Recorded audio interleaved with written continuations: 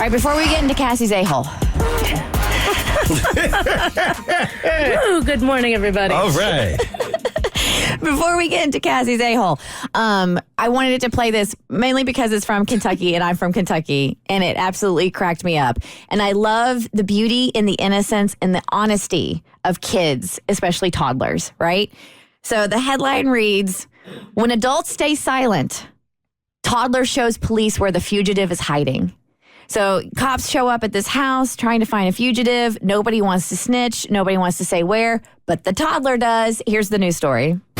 An honest toddler in Whitley County helps deputies locate a wanted fugitive. When two Whitley County sheriff's deputies arrived at the toddler's house, no adult was willing to say whether the fugitive was there or not. A very brave toddler stood up, put his hands on his hips, and said, quote, "It's good to be honest. She's inside the room next to the bathroom." 45-year-old Tina Hicks was served with 2 outstanding warrants for possession of meth and drug paraphernalia. I love it so much. Yep, kids had no problem with it. I can visualize standing up, putting the hands on the hips.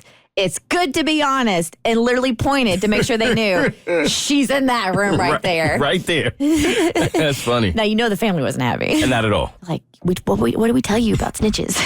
Sleep with the fishes. All right, Cassie, into your a-hole. Let's go. Am I the a-hole for refusing to let my boyfriend throw me a surprise party? Here's what she wrote. She and her boyfriend are both 26. She says, "I specifically told my boyfriend that I did not want a birthday party. I don't necessarily like celebrating myself, and I was just happy getting dinner with him or having a quiet night at home watching movies, etc., etc. Don't get me wrong. I love getting dressed up, slipping on my lubes in a tight dress, and having a night out, but I just hate having a ton of attention on myself like that. It really makes me anxious and super self-conscious." And I explained that to him too.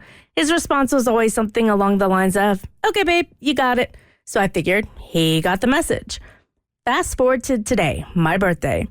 Earlier this evening, I came home from work. It's been a pretty crappy day. I'm a medical resident, and I just wanted to have a quiet night at home with him.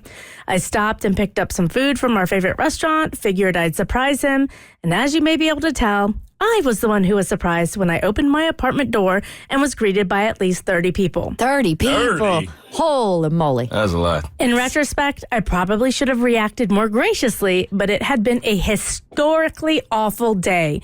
And coupled with the fact that I'd made it clear I didn't want a surprise party, I snarled, "Are you effing kidding me, dude?" Slammed the food down on the floor and stormed off to our bedroom. My boyfriend caught up with me and was pretty mad, and he said that I was acting like a spoilt brat, and that led to a giant argument in front of everybody, his parents and my parents included. Oh, the parents were there. I basically barricaded myself in the room, and I could hear him apologizing to people and then the sounds of people leaving. We haven't said a word to each other since. So, am I the a-hole here? Okay. Mm-hmm. Okay. So, you're not... Oh, all those people, oh God, I don't want to say it because you're right. Like, you told him you didn't want a party. He should have listened. And I did that one year. It was a rough year. I was turning a big number and I was in a bad place and told my husband, I don't want to do anything. I don't want, like, I literally want to do nothing today. I want to pretend like this day didn't exist. And he obliged and he was appreciative. And I told my friends this too. I told, like, and you guys understood wholeheartedly and everybody listened. And that was lovely because it's what I wanted. So he is an a-hole for sure for doing this and putting her in this position. However, upon walking into the room and seeing all those people there, that's one where you just got to, like, suck it up and take it on the chin and try to be as gracious as possible for all those people who are there. While your birthday shouldn't be about them, that's what ends up happening when people do something big for you. Like, they do it for you, but they also do it for them because it makes them feel good to be there. It's kind of like this two-way street here, and it shouldn't be like that. Like, people should do things from an altruistic state and not expect anything in return. But when you walked in, all those people expected you to be, like, overjoyed and happy. So to have that reaction was a bummer. I don't fault you for having it, but I wish you could have been a little more gracious when you walked in the room. I'm with her on this one. I think it's all on him because people have a tendency to believe that what makes them happy will make everyone else happy. Preach. And that's just simply not true. And I know sometimes in life people will say they don't want something and they do, but when you are the kind of person that I simply don't want that, and I mean that, I think you should respect it. And yes, I think if I were in her shoes, I would have reacted better than she did. But it makes me think about all of the times I've had to be uncomfortable because somebody made me do something I already said I didn't want to do. And you feel like now you have to please these people because they're there for you, but you didn't want it. So I'm not mad at her for saying, you know what? I'm not even going to fake my way through this. I didn't want this. This is what I told you.